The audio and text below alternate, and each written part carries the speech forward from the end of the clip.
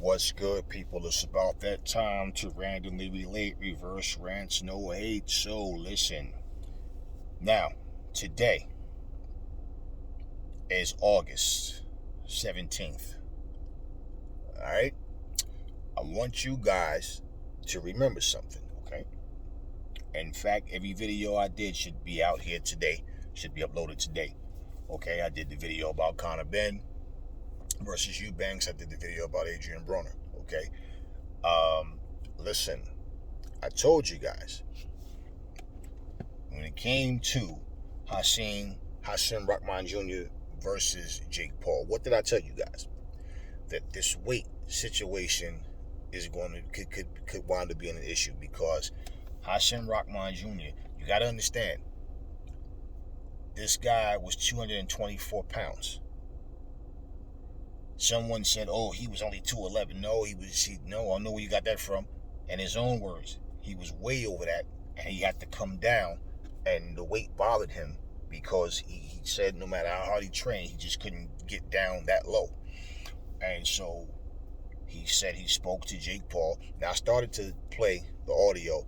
I might just do a follow-up video with the audio, just for those who go, "Well, I never saw that," which I don't really care. But anyway, and that they, all right, don't worry about it, no problem, whatever. And then they turned around and said, "Nah, this is a problem." Well, you should know it's going to be a problem because it was stipulated, okay? And basically, they gave him a bogus deal. He accepted it. Now, here's the thing. Jake Paul, you are a fighter and a promoter. One thing that you always learn from the beginning is things happen. Fighters can get hurt. Something can go wrong. You need a plan B. He didn't have a plan B. Now, Jake Paul said, "These guys are terrified of me. Man, I'm so sick of this. I'm so pissed off." Nah, he's playing, "Oh, they're terrified. They're pretending, things are not going right, or they're just pulling out because they're scared to fight me." No, here's the deal. You didn't have anybody else that was weight trained already that you could say, "Hey, man, why don't you just be on standby just in case?" No, you didn't have that because you wanted whoever you fought to come in at that particular weight of 200 pounds even. And who else could you find? Now, I was saying, you're saying that fighters are terrified of you. No, it sounds like to me like you're terrified to fight a guy that is in the best shape he can be in at his comfortable weight. So you're trying to get fighters that are way above, okay? Way above 200 pounds. For that matter, you could have called out a cruiserweight. They're right around that weight, so it wouldn't have been hard. You could have called out a cruiserweight. And you can't say, "Oh, but there's no real known cruiserweights," because Hasim Rahman Jr. is not a well-known fighter. Now, with the popularity that he gained from having his name in the same sentence with yours as a fighter, people, "Oh, he just used that for clout to build his own profile." Well, why shouldn't he use it as clout to build his own profile? Now, you're saying initially that's what he did. We don't know what was going on in these people's heads, but I think that would be stupid for him to go through all that just to end up, "Oh, I'm going to pretend I want to fight him and then not fight him." But remember, he didn't call out Jake. Jake called him out. But he tried to get him drained, and that's why they were, "What's your weight at now?" And they tried to pretend that he was going to be a sparring partner for Jake Paul, right? As a southpaw to prepare him to fight against Anderson Silva, which wasn't even the case. So my whole thing is, Jake Paul did not have a plan B. You could have got a replacement. The event didn't have to be off. Your fight didn't have to be canceled because of that. You could have fought someone else. You could have had somebody on standby. And, imagine if he did and said, "I figured you pull this scary move and cancel, so I have a backup." So I said, why don't he fight Kenzie Morrison? Nah, Kenzie Morrison walks around. Well, he fought at 230 pounds, so I'm pretty sure he didn't want to fight Kenzie. Because let's say even if Kenzie could get down to the 200, same thing applies, right? But at the same time, now, what was Kenzie's weight right now? So if he would have did it, what stipulations? The same stipulations that go for Hassan Rahman is going to go for him. And if he's, 230 pounds, understand Hassan Rahman only had what 8 weeks. That's yeah, no, 4 weeks or something like that to try to get the weight down. He didn't have the time. He didn't have a 3 month camp like usually a fight is 3 months. He didn't have that. He didn't have that.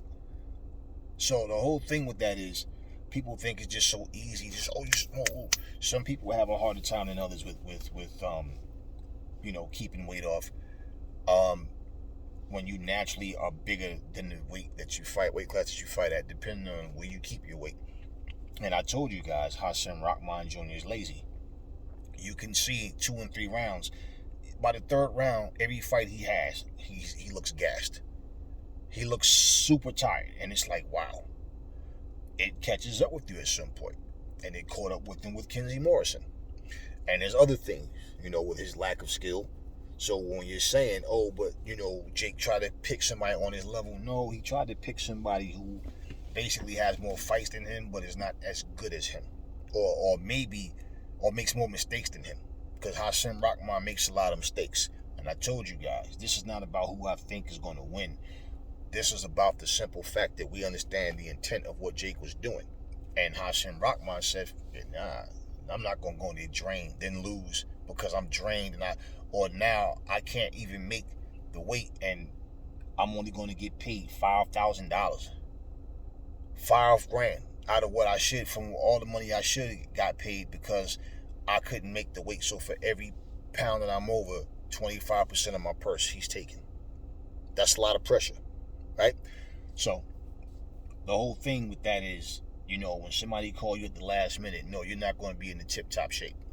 Now, if you catch a guy and he's already in great shape, but now all you got to do is make sure that he keep his weight right, then that's something different. So he had no plan B of another opponent. Well, Jake is saying that he's terrified. These guys don't want to fight me. Look at who he's calling out. You're not as good as you say you are, and we know you're not. But at the same time, neither is your opponent's. And you, out of your own mouth, said nobody knows this guy, and said he's a trash. You said he ain't shit. He's worthless. You said that. So you can't say, like I said, you can't say nothing about, oh, I wanted a known fighter, because Hassan Rahman is not a known fighter. And like I said, you could have picked, look, I know he's not going to be stupid and call out, a guy like anybody that's a real threat. Look, Bivol, what's the other guy, the other Russian guy, who only has, 12 or 13 fights or something like that, right? Same amount of fights is Hassan Rahman. Why you didn't call him out? He's a light heavyweight. Why? Skill-wise, you know it. He'll beat the brakes off of you, right? So you call someone out. You think because, but he's bigger than me. Simple-minded people, yeah, but Hassan Rahman is way bigger than. But then when it comes to burning the weight, but he's only 211. No, stop it, people. I told you guys, if this fight, Sean Porter told you the same exact thing. If this fight winds up not happening simply because of weight, and I don't like it, and that's why I dwelled on the weight. I emphasized on the weight. What he's saying, he'll make it look all like it's Hassan Rahman's fault, and then he'll, walk away like, okay, the fight canceled because of him. You put him in a position of, I got to burn more weight than what I'm capable of doing, because you guys know he's lazy. That's not Jake Paul's fault. But Hassan Rahman doesn't work like that. So even like when I said they they show pictures of him being, I'm like, he's not ripped, but at the same time, okay, he got a little bit of stomach definition. And what's that supposed to mean? Does that clarify his weight? Does that let you? Does that show that he's the proper weight that he needs to be for this fight? No. So when I looked at the fact that Jake called the fight off, I told you guys. See, when people say things, fanboys love to get in their feelings and but why you hating on Jake? Stupid simpletons. It's not about hating on anyone. It's looking at the facts, okay? If you're going to dissect something, you have to look at everything that applies to both people, okay? At least, the things that matter the most. You guys don't find it ironic that we spoke about the weight possibly being an issue, a big issue, and then the weight becomes an issue. We speak about these guys at 135 not wanting to fight Devin Haney. But Devin Haney is being said to be, he's just talking all that trash to try to make it look like he wants the fight and all. But yet, all of a sudden, Devin Haney ends up being undisputed. And he has all the belts, including franchise. Yet, the guys who wasn't undisputed, ESPN and all these other people, Teofimo is undisputed. Before him, Lomachenko is undisputed. No, they weren't. But yet, the guys that's faking it are the ones making it, right? It's not about who I like and don't like. It has nothing to do with that. So, this whole situation with Jake and Hassan Rahman, Jake is going into his acting, into his bravado, because what's he doing recently? Talking about he wants to fight LeBron James. Well, Dana White spoke and said, he think that the fight, basically, he said, in all honesty, he think Jake has an issue with, he said they didn't sell out the Garden. There was a lot of empty seats left. Nobody really cared about this fight. Then, Hassan Rahman spoke about it. He gave his side of the story. I'm gonna do a follow up just to play what was said. I'm gonna play Dana White.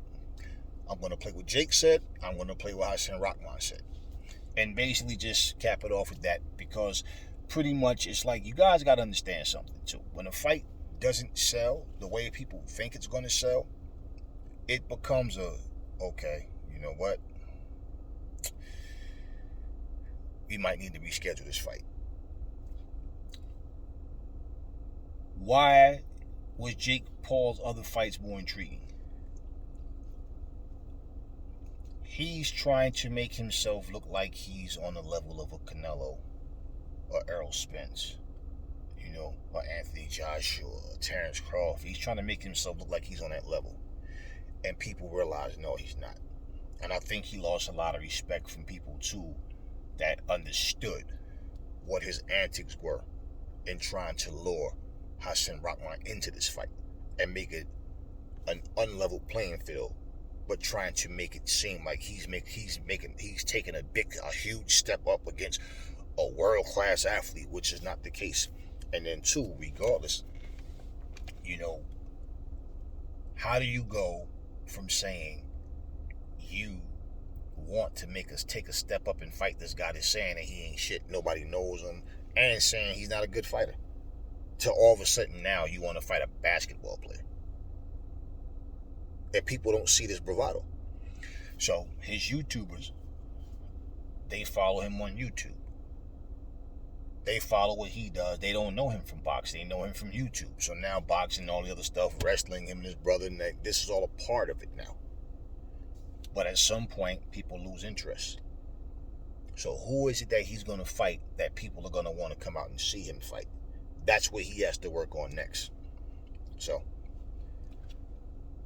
as far as Hassan Rahman is concerned, Hassan Rahman, whatever popularity he may have gained, because he gained a lot more social media followers, that does not mean that they're going to follow your boxing career so much. But let's say if they do. For Hassan Rahman, he says he's fighting at bridgerweight. He's considered himself a bridgerweight fighter, and I don't know any names at bridgerweight that people even care about. So he's in a position of, well, who are you going to fight that people are going to even care about? The difference between Hassan Rahman and Jake Paul is Hassan Rahman is seen as an actual fighter. Not the best, not one of the best, but an actual fighter.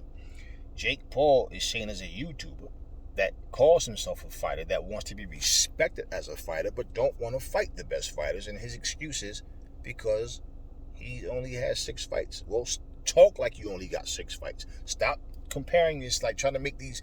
You're sitting up here telling Eddie Hearn, I'm better than half the guys on your roster and all this. Look, understand this, people. Bullshit only gets you so far. And for Jake Paul, whoever he ends up fighting next, we don't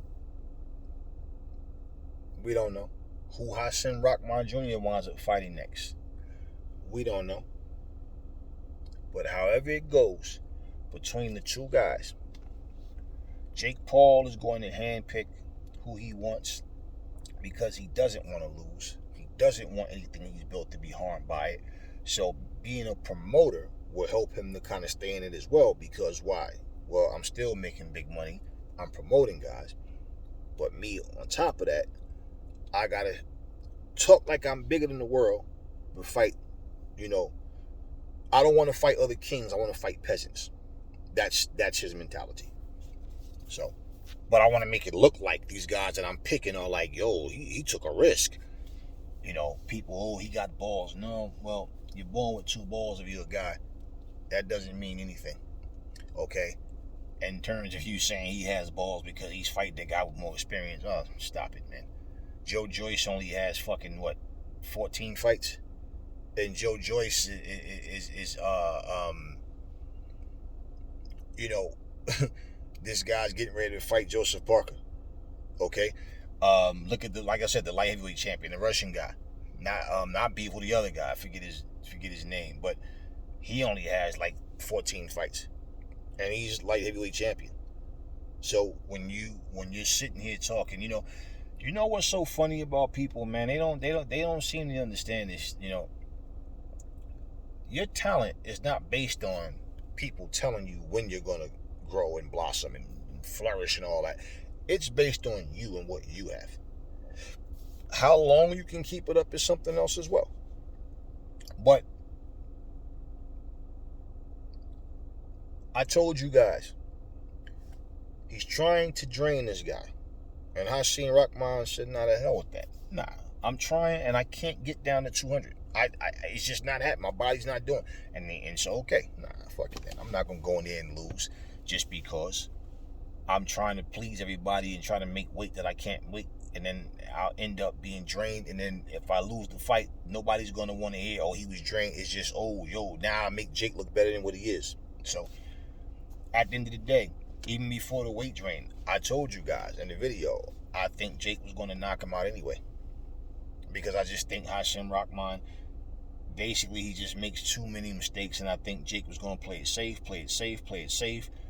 3-4 rounds in, as soon as he can realize he can catch Hasim Rahman without having to take anything back, however long it took, whether it was the first couple of rounds or whatever, I just think Jake was going to wind up winning anyway.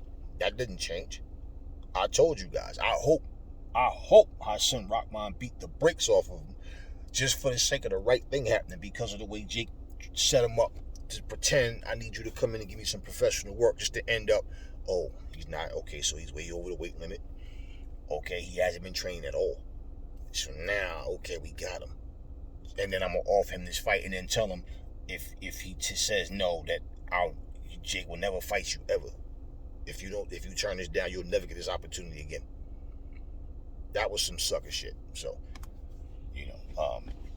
but I think Jake would have won. I still think Jake would have won. I just don't think Hasim Rahman is that good. I've seen him fight and I'm not impressed. And I feel like he's lackluster. He's lazy. He doesn't train hard. And he has a likable personality and all that, but that's not going to make me sit up here and say, oh yeah, I think he would have been. I don't know what would have happened. I can't prove or guarantee anything. I don't need to do that. But I believe strongly Jake would have caught him and knocked him out at some point in the fight. He was going to stop him. Even if it was a TKO, I think Jake was going to win. With that being said, Jake Paul, let this be a lesson to you as a promoter. You always have a plan B. And when people start questioning you, why didn't you have another fighter on deck just in case? So you could have gotten there and fought. And that little act he put on, I'm so frustrated, man. I'm pissed, man. These guys are so terrified of me. Nobody's terrified of you, man. You're the one handpicking people that you feel comfortable that, this guy's not that good. And I've said it a million times, now I'll say it again. Hasim Rahman Jr. is not that good. Simple. But I don't knock him for deciding that, no, I'm not going to drain myself and give you an advantage. I can't make the weight. I tried. Okay, it's off. Either you accept it for what it is or it's off. So basically, any other heavyweight comes in there and you can be 220, you know, your opponent can be looking at Tyson Fury. He's 270 something pounds. Nikolai Volkov was what, 7 feet, 7'1", 289 pounds. You know, little Holyfield was in there fighting Big Bo, Big Lewis. So, you know, don't sit up here and talk to me about size and all of that, man. You're big enough. You know, look. How many people he fought that he was way bigger than? He was way bigger than Tyrone Woodley and all these other guys he fought. But yet, to fight Hasim Rahman has to be 200 pounds. He didn't do all that to those guys. So, anyway, it is what it is. But I told you guys, man, it's a whole different thing when you say, look, man, you fight at 175. I fight at 160. It's too much for me to gain 15 pounds healthy and go up, right? So the next weight class is 168. Let's fight at 168 or a catch weight of 166. Or something like that, right? Simple. If both guys can make that weight, if the guy coming down is not draining himself and he can make that weight, and you can go up and it's not too much, then that's fine. But when you use that as a tactic to drain your opponent, then, you know, you're using, I don't care who you are, you're using it to an advantage to where, oh, now when the rehydration clause comes in, that's when it's like, oh, he can't come up more than this and this. So, in other words, that fighter's going to try to get down to like 160. So when he rehydrates, he's not too much past 166, if that's the catch weight. Maybe he might be 168, 69 the most or something, 3 pounds over, something like that on the unofficial weigh-in. You see what I'm saying? That is the type of thing that I'm saying. So now that fighter is drained. So even if he's ripped up and cut up, it doesn't matter. Doesn't matter. Does not matter. So anyway, I just thought this was interesting. That what I said could be a strong possibility of this fight not happening actually happened. But you always have the naysayers who initially when you're talking, oh, they think you're just hating because they don't know shit. They're not in the gym. They don't train with fighters. They don't box themselves. They don't do none of that. They just watch it and play video games and think that they know shit about boxing. But I told you guys, man, there's no way in hell. There's no way in hell that you're going to tell me that a fucking guy that was walking around at 224, 25 pounds when you called him, and then all of a sudden now you want this guy to get down to 200, and we're talking like 4 weeks actually. Nah. So at the end of the day, people, there's a lot to be learned, and that was learned and should have been learned in this situation. But one thing that people need to understand, stop talking out of fanboyism and hatred and just speak about the situations as they are. And when you stop getting in your feelings and learn to understand and open your mind, you'll learn something. Instead of sitting up here thinking you know every fucking thing because you're speaking as a fan. Instead of, you know what, I see the logic in that. I can understand that. You know, and you have people, well, I don't give a fuck what you do. Everybody's not the same. And again, you heard me say several times, not on just this video, in the past, Hasim Rahman is lazy. I don't think he trains hard. I don't think he's dedicated to the training. Okay, so never fall in love with lies.